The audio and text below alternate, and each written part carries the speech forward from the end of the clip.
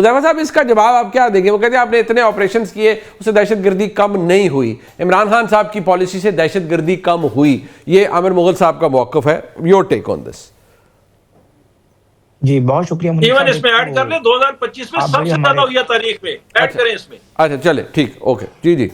देखें मुनीब साहब, बात यह है कि मैं दलील का जवाब दलील से ही दूंगा और हकायक आपके सामने रखूंगा। पहले तो गुजारिश ये है कि इन्होंने बात ये की 2013 में दहशतगर्दी पीक पर थी केपीके में, और खबर उस दिन होती थी जिस दिन कोई खुदकुश धमाका नहीं होता था, वरना हर रोज खुदकुश धमाका होता था।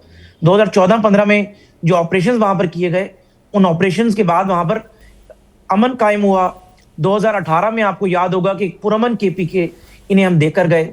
2018 से 2022 जनवरी, फरवरी, मार्च, अप्रैल तक पानी तहरीक इंसाफ की हुकूमत थी। एक तो बात यह कि आप इस फैक्टर को ज़हन में रखें कि दहशतगर्दी ना होने की वजह दो चीजें थी।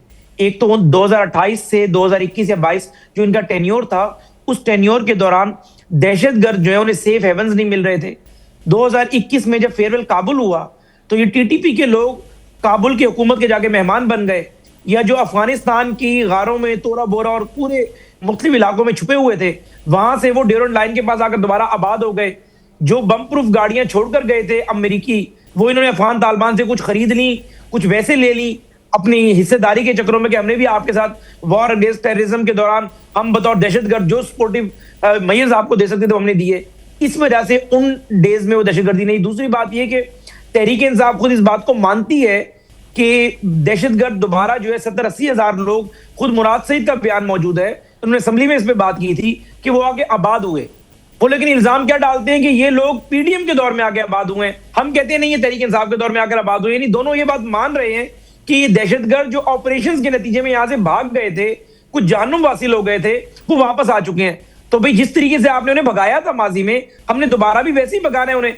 आप लोगों की पॉलिसीज की वजह से कोई अमन नहीं आया था। अगर आपकी पॉलिसीज की वजह से अमन आप कहते हैं होना चाहिए था, तो मुझे बताएं कि 2022 के बाद भी हुकूमत आप लोगों की केपीके में तो हम नहीं आए।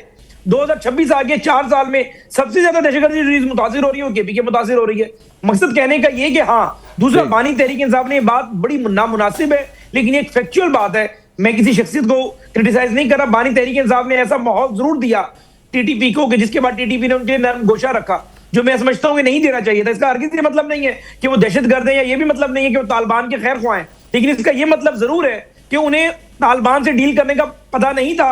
उन्होंने यही कहा कि ठीक है, फिर इनके खिलाफ बयान देने के बजाय इनके हक में स्टेटमेंट दे दिया जाए या मुज़ाकरात की बात कर ली जाए। बात यह है कि कभी मुज़ाकरात से क्या अमन कायम हुआ था? 2013 में जो केपीके हमने आप लोगों को दिया था, मैं हम बात इसलिए कर रहा हूं कि उस वक्त भी मौलाना फजलुर रहमान साहब हमें कहते थे कि नून लीग और हम मिलकर हुकूमत बना लेते हैं। मियां नवाज शरीफ ने कहा नहीं, बानी तहरीक इंसाफ की जमात सिंगल लार्जेस्ट पार्टी है, हुकूमत बनाए। 2 साल वहां पर दहशतगर्दी अरूज पर रही है। परवेज खटक मौजूद है, उसका 1-on-1 इंटरव्यू कर ले। ऑपरेशन राय रात और राय निजात के बाद अमन कायम हुआ। यही मुराद सईद का सवात इलाका था जहां से वो एमएनए बने, कोई सवात में जा नहीं सकता था। लेकिन उसके बाद क्या हुआ, जो भी वजह बनी, वट एवर द रीजंस, मैं नहीं इनके ऊपर डाल रहा। 70-80 हजार अगर टीटीपी के दहशतगर्द अफगानिस्तान से यहां अगर आबाद हुए हैं और वो जहां भी गिरफ्तार हुए हैं, उनसे हमें M4 कार्बाइन कॉल्ट कंपनी की मिली है, अमरीकी असला मिला है, जिसको बाकायदा अमरीकियों ने 2 महीने पहले एंडोर्स किया है कि हम $7.1 अरब का असला छोड़कर आए थे। वो आज ब्लैक मार्केट में फरोख्त हो रहा है। तो बेसिकली दहशतगर्दी इन 3 सालों में इसलिए बढ़ी है कि अफगान तालिबान की मुकम्मल सपोर्ट हासिल है इन्हें, और पहले अमेरिका मौजूद था, इतनी सपोर्ट मौजूद नहीं थी। फेयरवेल काबुल के बाद काबुल जिस तरीके से उसका डिक्लाइन या फॉल ऑफ काबुल कहें आप, उसके बाद ड्यूरेंट लाइन से इधर आना जाना उनके लिए मसला ही कोई नहीं रहा। और केपीके की सूबाई हुकूमत ने उस लेवल का वॉर अगेंस्ट टेररिज्म के अगेंस्ट जो सीटीडी का डिपार्टमेंट डेवलप करना था, काउंटर टेररिज्म का डिपार्टमेंट डेवलप नहीं हो सका। माजी के एस्टेब्लिशमेंट को मैं जिम्मेदार ठहराता हूं। माजी के एस्टेब्लिशमेंट ने भी गलत फैसले ले लिए होंगे, फैज हमीद कोर कमांडर था, शायद उससे भी गलत फैसले हुए हों। लेकिन इन सब बातों का निचोड़ एक ही बनता है कि जो दहशतगर्द भाग गए थे ऑपरेशंस के बाद, वो दहशतगर्द वापस आ गए हैं। ठीक है, तो दोबारा आपने मुज़ाकरात से कायल करना है या मार के दोबारा कायल करना ठीक है, मतलब जानू हासिल करना है। बिल्कुल ठीक। अच्छा, मतलब मुनीब भाई मैं बात करना चाहूंगा। मुनीब भाई मैं जी जी जी अच्छा, एक तो इनका शुक्रिया अदा करता हूँ कि इन्होंने बजा तौर पे कहा कि वो जनरल फैज हमीद और जनरल बाजवा की पॉलिसी थी, ज़ाहिर है उनको वापस लेके आना। अब मैं हैरान इसमें हूँ मुनीर फारूक साहब कि मेरे मोहतरम भाई हुज़ैफा रहमान साहब ये कह रहे हैं कि 2013 से 18 तक हमने इनको बेहतरीन हुकूमत दी थी और बेहतरीन माहौल दिया था, और लेकिन दहशतगर्दी रूज पे चली गई। तो फिर तो आप हम पे 2022 से 2026 तक का इल्जाम क्यों नहीं लगा रहे? 2022 से 26 तक भी तो तहरीक इंसाफ की हुकूमत है ना KPK में। मोहतरम हुज़ैफा भाई, ये सूबाई हुकूमत के जिम्मे नहीं है, इसमें वफाकी हुकूमत की पॉलिसियां होती हैं। हम इस वक्त बात कर रहे हैं वफाकी हुकूमत की पॉलिसियों की वजह से जो है वो दहशतगर्दी बढ़ी है, वरना तो आप 2025 का इल्जाम भी हमारे ऊपर डाल दें, 26 का भी हमारे ऊपर डाल दें, 24 और 23 का भी हमारे ऊपर डाल दें, हमारी हुकूमत है ना KPK में।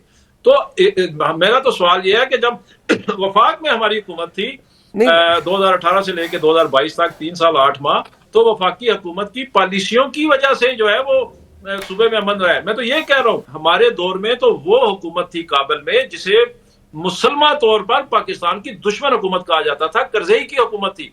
जब उस दौर में जब हम अलग ऐलान कहते थे कि वहां पे इंडिया ने अपने कौंसल खाने बनाए हुए हैं और वहां से वो दहशतगर्दों को पाकिस्तान भेजते हैं, तो हम अगर उस दौर में इमरान खान की अपनी पॉलिसी से मुज़ाकरात के जरिए या जिस तरीके से भी अगर दहशतगर्दी को बहुत नीचे ला सकता है, तो ये तो पाकिस्तान की दोस्त हुकूमत। अच्छा चलो ठीक है, आप कहते हैं आपने मुज़ाकरात किए और आपकी पॉलिसी से दहशतगर्दी नीचे रहे। मुझे आमिर भाई कंक्लूड करना है, मैंने न्यायी साहब से अख्तिताम कराना है। न्यायी साहब, मसला ये है कि आमिर भाई का मौक़िफ़ आपने सुना, हुज़ैफा साहब का भी सुना, मुझे सिर्फ ये बताएं कि क्या वाकई इमरान खान साहब की पॉलिसी दुरुस्त थी और उसी की वजह से दहशतगर्दी उस दौर में कम हुई, और आज अगर नहीं हो पा रही या आज अगर हमें ऑपरेशन मजबूरी है हमारी करना है और ऑपरेशन को मजाक नहीं है, इस पे ह्यूमन लाइव्स एट स्टेक मैं दोबारा कहूँगा होती हैं, तो क्या ये मजबूरी नहीं है हमारी या अभी भी गुफ्तगू का ऑप्शन होना चाहिए?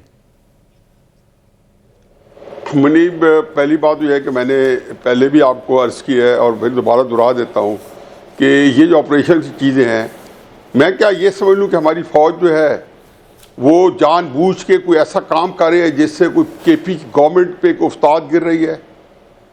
हरगिज़ नहीं। ये मैं ऑपरेशन के हक़ में नहीं हूँ, मैं उसके बाद में आता हूँ, लेकिन पहले मैं आपको एक डिस्क्लेमर की सूरत में एक बात बता दूँ कि हमारी फ़ौज ये काम हिंदुस्तान से लड़ना, दहशतगर्दों से लड़ना, ये उसका एक्सक्लूसिव काम है। आया उनको हैंडल ठीक कर रहे हैं, जंगें ठीक ला रहे हैं, मेरी उसके अंदर से जो है ना होनी चाहिए और है भी बड़ी मातूल। लेकिन है बात कि यहाँ पे जो आमिर साहब कह रहे हैं या हुज़ैफा साहब कह रहे हैं, मैं तो दोनों से मुत्तफिक हूँ। मैं तो वो कह रहे हैं ना, वो जो बात कह रहे हैं, मैं कहता हूँ कि आज के सॉल्यूशन भी उतनी जिम्मेदार है, अगर मैं उसको काढ़ियाते लूँ उससे ज़्यादा वो जिम्मेदार है। क्राइसिस ये है कि मुझे तो अफसोस होता है हमारे सियासी मुफक्रीन की मुनाफकत में कि किस तरीके से हम पैदा बदलते हैं, रंग बदलते हैं।